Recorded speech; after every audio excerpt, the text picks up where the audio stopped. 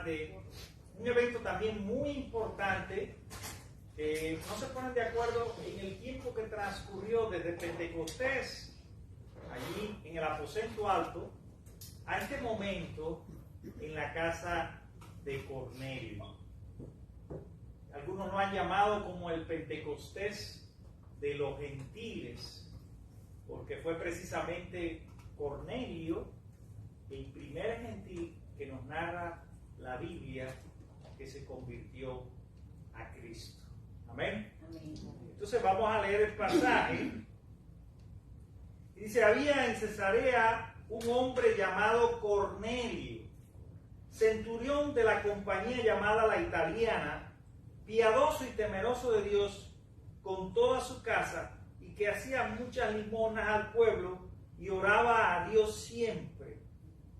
Este vio claramente en una visión, como a la hora novena del día, que un ángel de Dios entraba donde él estaba y le decía: Cornelio.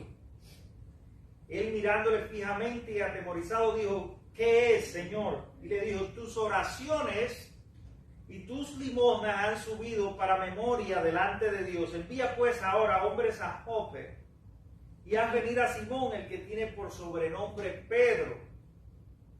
Este posa en casa de cierto Simón curtidor, que tiene una casa junto al mar.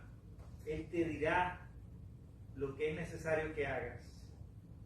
Ido el ángel que hablaba con Cornelio, este llamó a 2 de sus criados y a un devoto soldado de los que asistían, a los cuales envió a Jope después de haberle contado todo.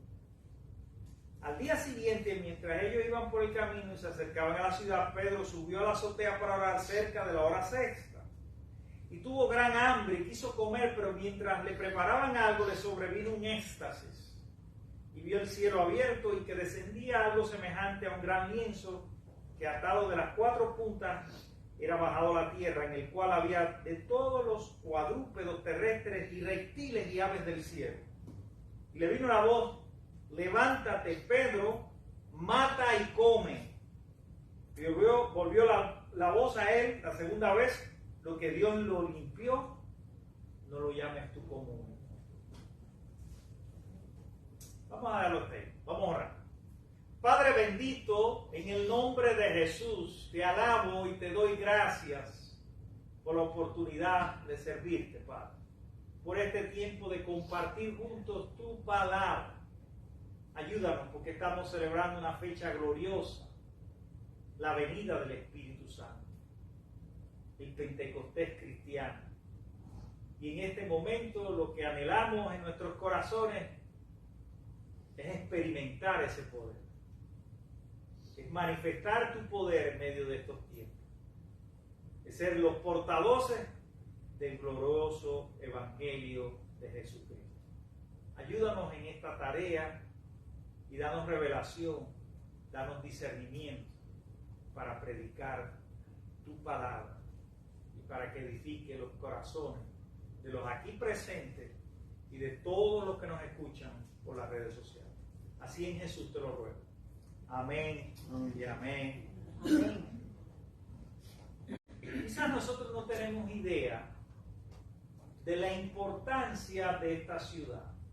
No se menciona mucho en los estudios y en las predicaciones, pero Cesarea de los gentiles, como bien el nombre lo indica, se había convertido en un importante centro comercial, donde de allí partían por todo el Mediterráneo los barcos. O sea, se había convertido en un puerto con una importancia tremenda, y había sido precisamente Herodes el Grande el que le había dado este propósito a esta ciudad. Había visto sus ventajas geográficas y la oportunidad que tenían para el comercio, y desde allí se estableció un puerto muy floreciente, al punto que, para no ser muy larga la historia, Cesarea se convirtió en una ciudad de 250,000 de habitantes. Esto es bastante para los tiempos bíblicos. Esto es bastante para una ciudad como esa. Y allí va a ocurrir algo. Allí vamos a aprender lecciones muy importantes. En casa de Cornelio, este capitán romano, este centurión romano, que según la palabra de Dios que hemos leído, adoraba a Dios, oraba y daba contribuciones a los judíos pobres. O sea, era un hombre piadoso de Dios. Mira lo que nos cuenta allí la palabra de Dios. Dice que había en Cesarea un hombre llamado Cornelio, centurión de la compañía, piadoso y temeroso de Dios con toda su casa. O sea, toda su familia de este hombre importante. Y no imaginen, yo estuve viendo las casas de los patricios y de personas como él, de su estatus social, y eran verdaderos palacios, déjeme decir. Allí en casa de Cornelio acostumbraba a la gente a visitar. No sé, en cada pueblo hay una casa donde la gente va y se reúne. La gente de la iglesia. Y la gente, son personas que tienen una influencia, son personas importantes en la sociedad por el cargo que ocupa, son personas quizás de influencia religiosa, espiritual, sabios. Por ejemplo, en Vista Alegre mucha gente acostumbraba a visitar a Chola y Otero, porque eran los líderes de la iglesia de Vista Alegre, o también a visitar a Pepe Luis, el sastre, que aunque no era un líder de la iglesia, por su gran sabiduría allí se reunía mucha gente. En Guibara, ya ustedes están pensando dónde la gente usualmente va. ¿A casa de quién? De Nelia. Allí mucha gente va porque Nelia tiene un papel en esa iglesia y es una líder. Y lo cierto es que hay casas donde mucha gente se reúne por diferentes motivos, pero son personas que atraen.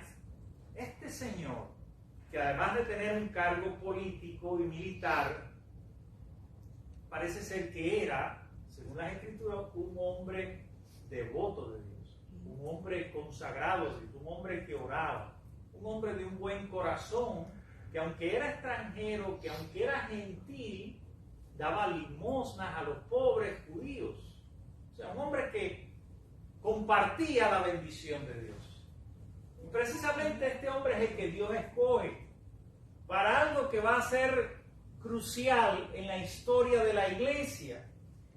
Los estudiosos no se ponen de acuerdo porque no hay una fecha, no se puede datar con precisión el tiempo que transcurre entre la manifestación en Pentecostés, en Jerusalén, allí en el aposento alto, y la conversión de Cornelio. Algunos dicen que es hasta 10 años. Yo diría que es bastante tiempo. Lo cierto es que a partir de ese momento, la historia de la iglesia cambió. De ser una iglesia encerrada en el ámbito judío, una iglesia que empieza a expandir el evangelio, a salirse de sus muros, a romper estereotipos, a borrar tradiciones. Una iglesia que por supuesto va a enfrentar muchos desafíos, una iglesia que va a ser perseguida precisamente primeramente por los judíos y después por los romanos, pero que al final, por eso que aconteció allí, en Cesarea de los Gentiles, en casa de Cornelio, tú y yo estamos aquí, amén. Miren qué importante este evento. A lo mismo que hablábamos de la importancia de Pentecostés, también es muy importante lo que sucede aquí. ¿Qué nos dice el verso 3 al 6? Dice, este vio claramente en una visión como la hora novena del día, que un ángel de Dios entraba donde él estaba y le decía, mirándole fijamente, ¿qué es, Señor? Y él le dijo, tus oraciones y tus limonas han subido para memoria delante de Dios. Mira, esto es un fenómeno que está ocurriendo simultáneamente. Miren cómo el Espíritu Santo se está manifestando a dos personas. A una que es gentil, que no tiene que ver nada con el pueblo judío, en un sentido que por su cultura, por su origen étnico, pues hasta tú no puedes visitar, según la ley judía, tú no puedes estar en casa de un gentil. Y ya Pablo le había dado las orejas a Pedro, precisamente porque criticaba a uno, pero decía, mira, tú eres judío, pero vives como un gentil. Y Pablo le había llamado la atención a Pedro, porque él no podía abrir su horizonte, más allá de su origen religioso. Y es precisamente el Espíritu Santo el que va a a cambiar eso. Es la revelación del Espíritu Santo en ese momento de éxtasis. Así que Dios llama a este hombre piadoso, Cornelio, a que deje entrar en su casa a Pedro, un judío, pero al mismo tiempo, simultáneamente, el Espíritu Santo se está revelando a Pedro y le está dando una comprensión más amplia, más universal, más inclusiva de lo que es la iglesia y el Evangelio de Cristo.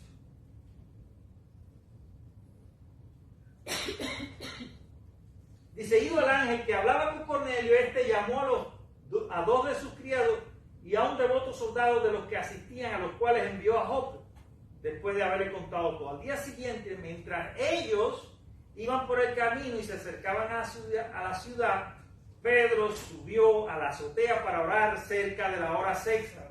Y tuvo gran hambre y quiso comer, pero mientras le preparaban algo le sobrevino un éxtasis y vio el cielo abierto y que descendía algo semejante a un gran lienzo que atado de las cuatro puntas era bajado a la tierra, en la cual había de todos los cuadrúpedos terrestres y reptiles y aves del cielo.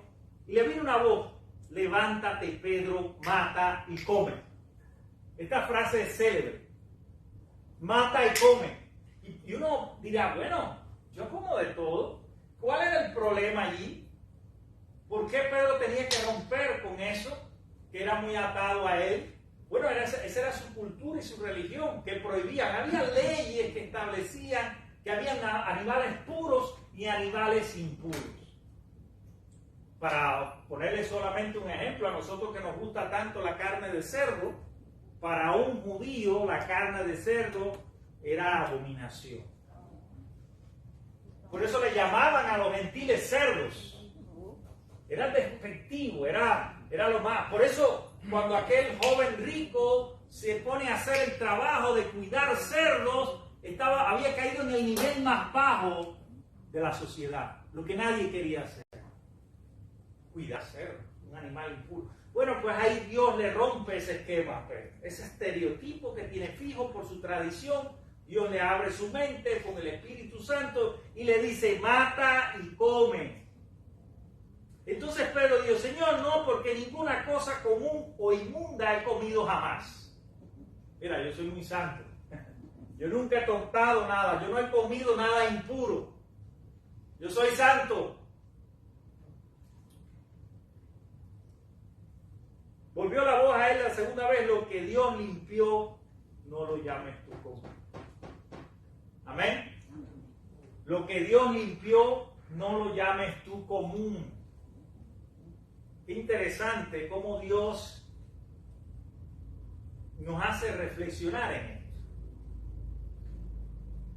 O sea, Dios ha prometido la venida del Espíritu Santo, ocurre el Pentecostés, pero todavía necesitan un segundo Pentecostés de revelación, de confirmación del plan de Dios. El plan de Dios no es solamente para que los judíos se salvan, también los gentiles pueden acceder a la salvación. También los gentiles necesitan.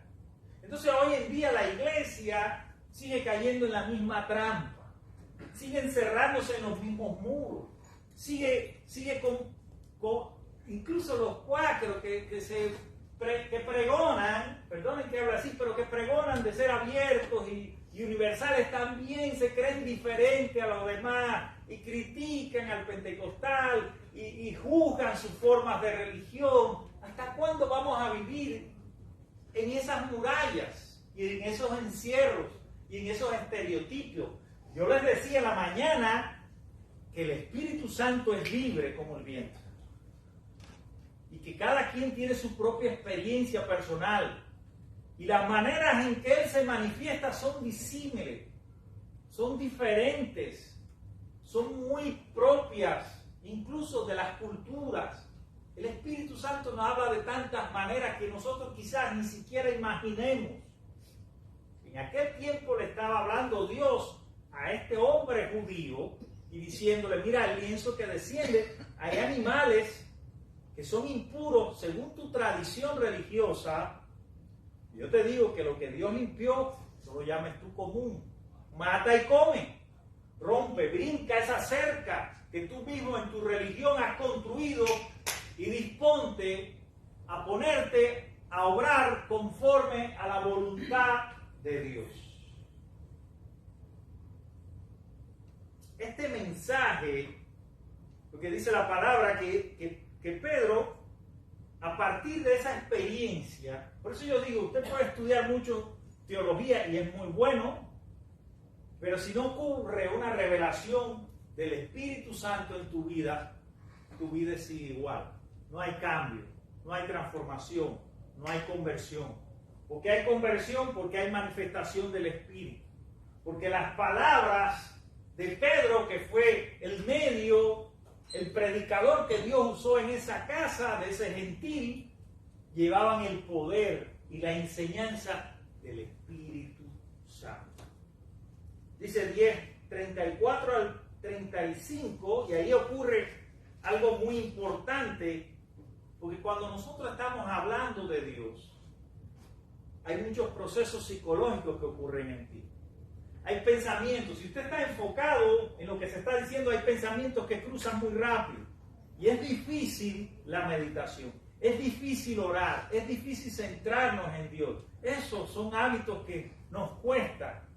Esa disciplina de la meditación, del escuchar a Dios y no de hablar de parte de Dios, y me gusta mucho en ese sentido los cuáqueros, porque ellos esperan, como en Pentecostés, están expectantes, más que un silencio como medio de adoración, es una expectación de que Dios me va a revelar algo. Yo no sé si tú vienes aquí en esta mañana con esa expectativa, expectando que Dios toque tu corazón, que Dios te dé una enseñanza, que Dios te dé un mensaje que te empodere, que te lleve adelante un paso más y que transforme tu vida para que te conviertas en un agente en misión para evangelizar este mundo. No sé cuáles son tus expectativas, pero es importante que nosotros entendamos cómo Dios obra en esta situación particular en casa de un gentil. Dice, entonces Pedro, abriendo la boca, dijo, en verdad comprendo que Dios no hace acepción de personas. Otro mensaje importante. Yo recuerdo un pastor en una iglesia metodista que lo invitaron para evangelizar y era un pueblo pequeño, donde todo el mundo se conoce. ¿Saben la frase de pueblo pequeño? ¿Eh? Y entonces fue a casa del pastor y empezaron a platicar y hablar. Y dice, no, voy a ir a visitar, voy a evangelizar a la casa del frente. Y el mismo pastor le puso un pero, le dijo, ten cuidado porque ahí pasa esto y lo otro y lo otro. Y dice, ok, voy a ir a la otra. Y dice, cuidado que al final le digo, ven acá chico, ¿a quién voy a predicar? Si no son los perdidos, si no, ¿a quién les voy a hablar el mensaje si no es a las personas que están enfermas?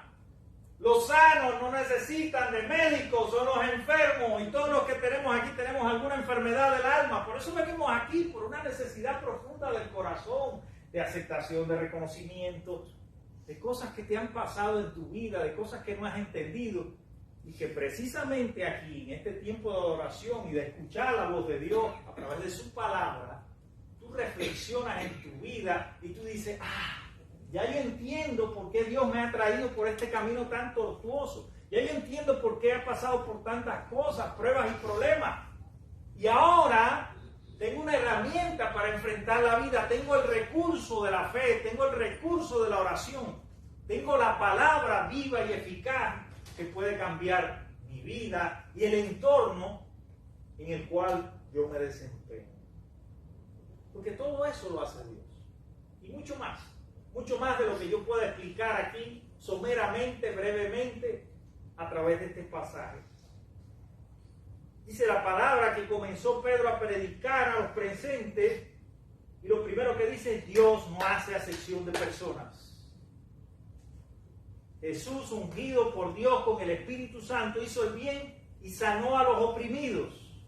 Jesús fue crucificado, resucitado y se manifestó a testigos escogidos. Pero mientras Pedro hablaba, ahí ocurrió. Ahí viene el evento. Ahí viene la manifestación del Espíritu Santo.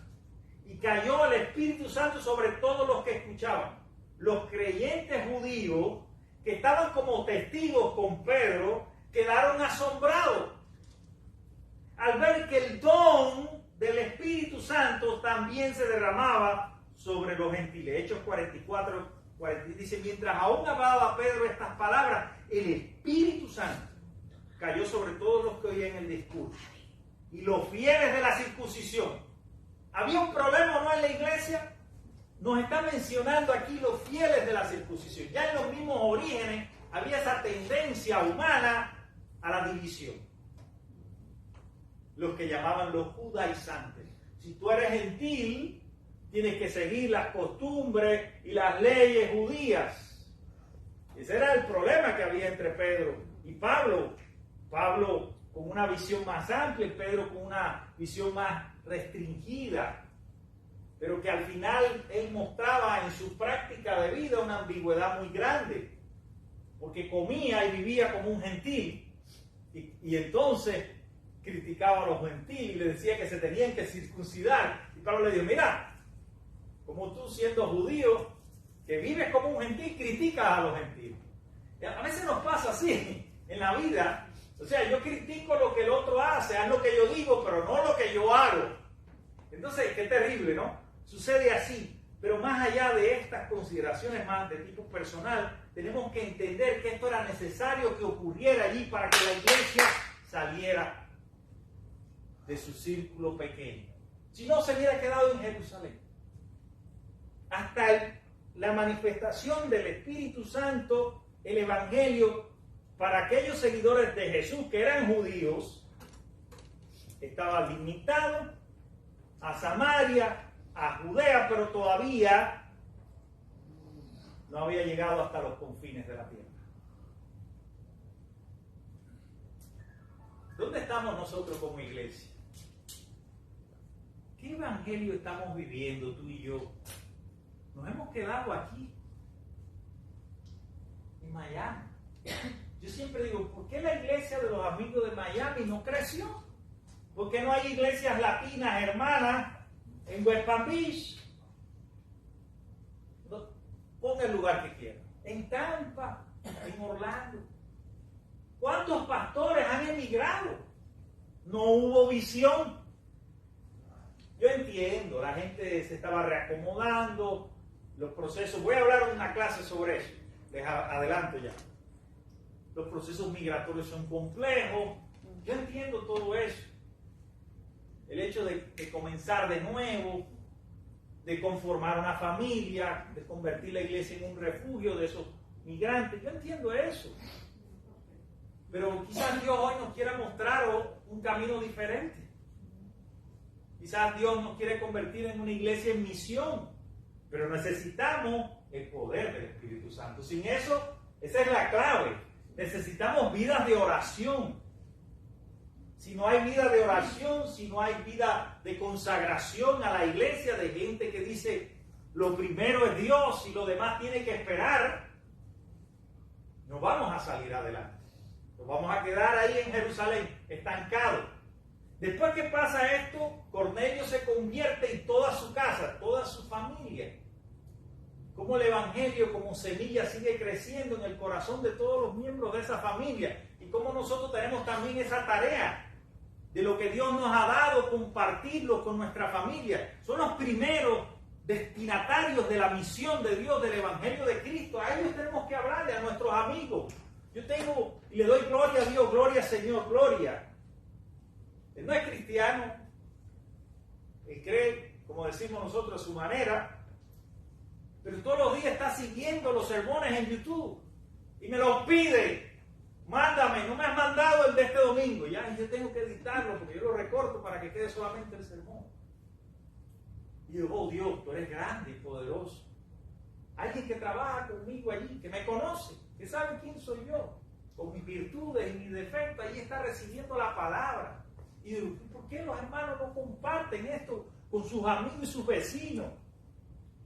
¿Por qué no traen amigos y vecinos a la iglesia? ¿Qué es lo que falta aquí para dejar de ser la iglesia de Jerusalén y convertirnos en una iglesia misionera que lleve adelante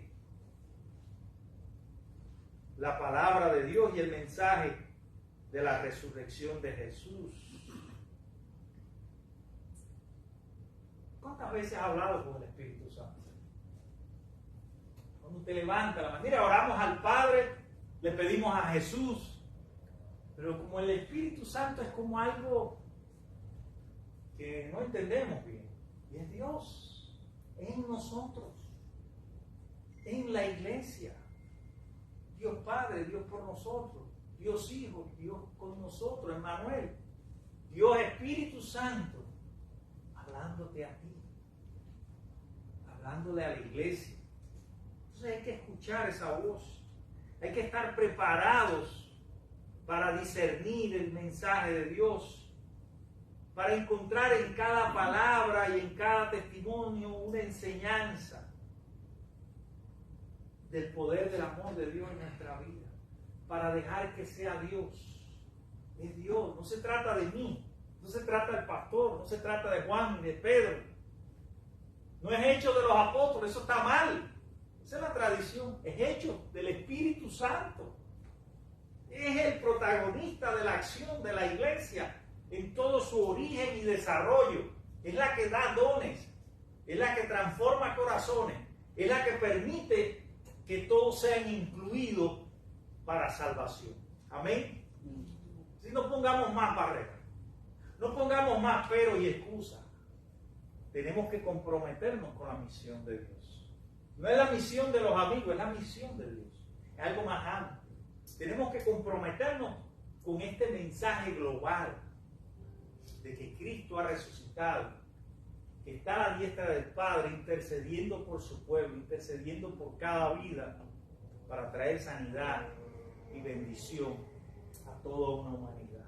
Que Dios los bendiga en esta mañana y que reciban esta palabra en sus corazones, que cada día más se consagren más, que cada día oren con más pasión, que no haya nada que los detenga en el hecho de ser cristianos fieles al Evangelio de Cristo y a su palabra. Así, en el nombre de Jesús se los pido a todos que tomen acción de todas estas palabras que hoy hemos explicado por la misericordia y la gracia de Dios. Amén.